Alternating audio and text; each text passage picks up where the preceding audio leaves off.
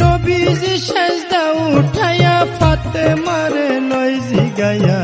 শোনো শোনো মা জননী আমি কই তোমায়,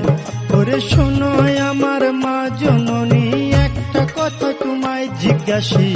ঠিক ঠিক জবাব তুমি দিবা গো আমায়,